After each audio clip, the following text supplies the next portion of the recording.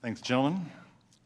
In a July open hearing of this committee following publication of the Mueller report, the Democrats engaged in a last-ditch effort to convince the American people that President Trump is a Russian agent.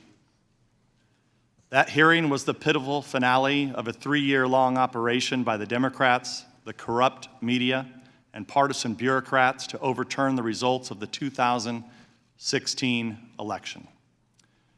After the spectacular implosion of their Russia hoax on July 24th, in which they spent years denouncing any Republican who ever shook hands with a Russian, on July 25th, they turned on a dime and now claim the real malfeasance is Republicans' dealings with Ukraine.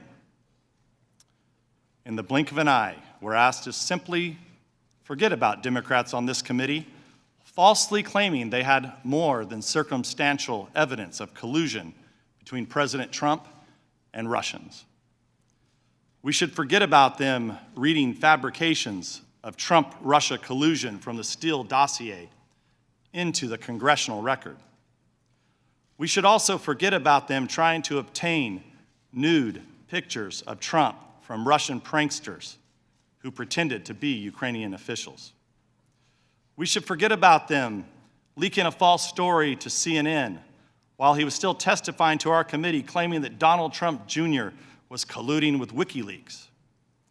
And forget about countless other deceptions, large and small, that make them the last people on earth with the credibility to hurl more preposterous accusations at their political opponents. And yet now, here we are. We're supposed to take these people at face value when they trot out a new batch of allegations.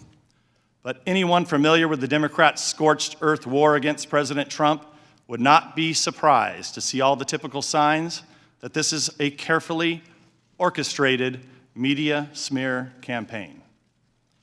For example, after vowing publicly that impeachment requires bipartisan support, Democrats are pushing impeachment forward without the backing of a single Republican.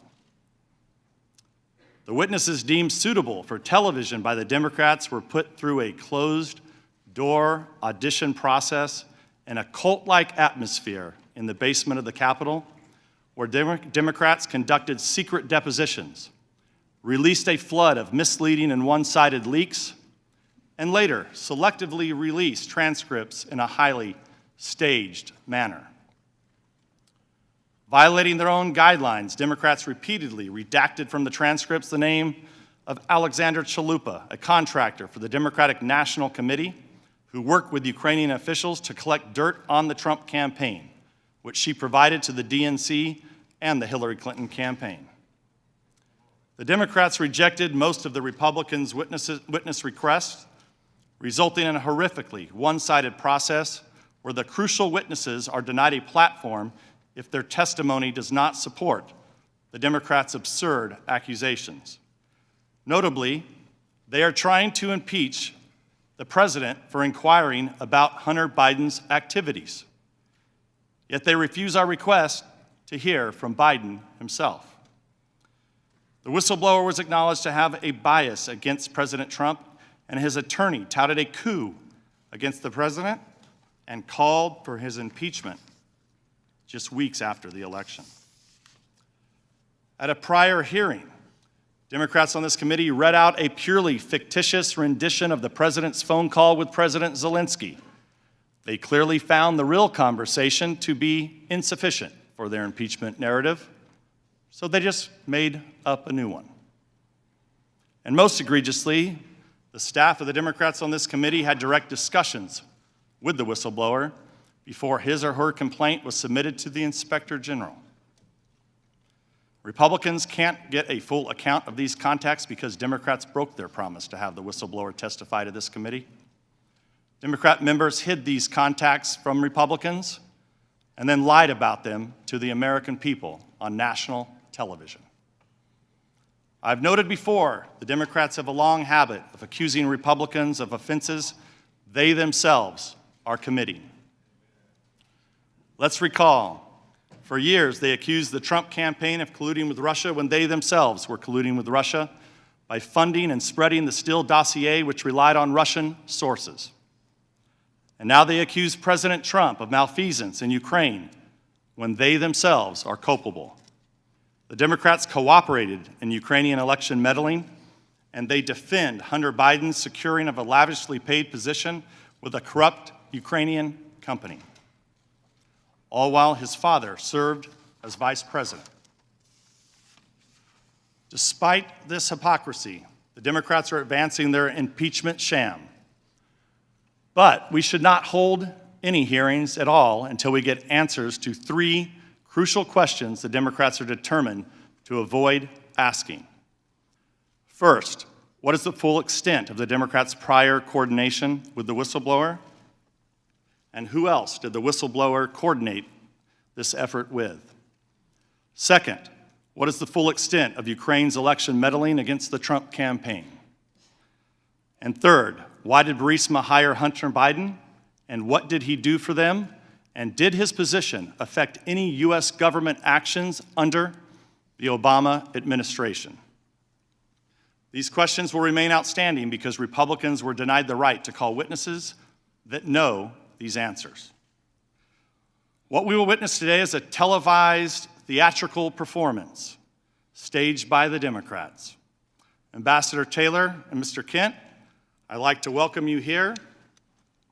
I'd like to congratulate you for passing the Democrat Star Chamber auditions held for the last weeks in the basement of the Capitol. It seems you agreed, witting or unwittingly, to participate in a drama.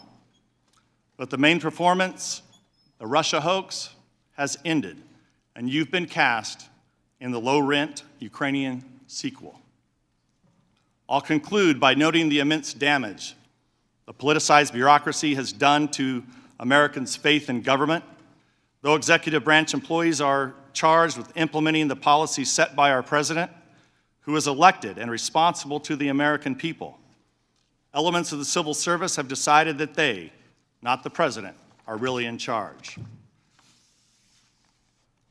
Thus, as we'll learn in these hearings, after expressing skepticism of foreign aid and concern about foreign corruption on the campaign trail, President Trump outraged the bureaucracy by acting skeptically about foreign aid and expressing concerns about foreign corruption. Officials' alarm at the president's actions was typically based on second-hand, third-hand, and even fourth-hand rumors and innuendo. They believed it was an outrage for the president to fire an ambassador, even though the president has full authority to retain or remove diplomats for any reason at any time. Officials showed the surprising lack of interest in the indications of Ukrainian election meddling that deeply concerned the president, at whose pleasure they serve.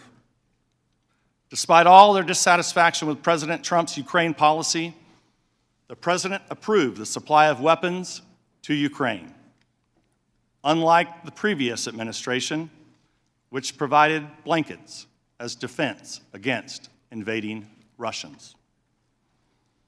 By undermining the president, who they are supposed to be serving, the elements of the FBI, the Department of Justice, and now the State Department have lost the confidence of millions of Americans who believe that their vote should count for something. It will take years, if not decades, to restore faith in these institutions. This spectacle is doing great damage to our country. It's nothing more than an impeachment process in search of a crime. That I yield back. Today we are joined by Ambassador William Taylor and Deputy Assistant Secretary of State George Kent, both of whom are appearing under subpoena. Ambassador William Taylor has served our country for over half a century.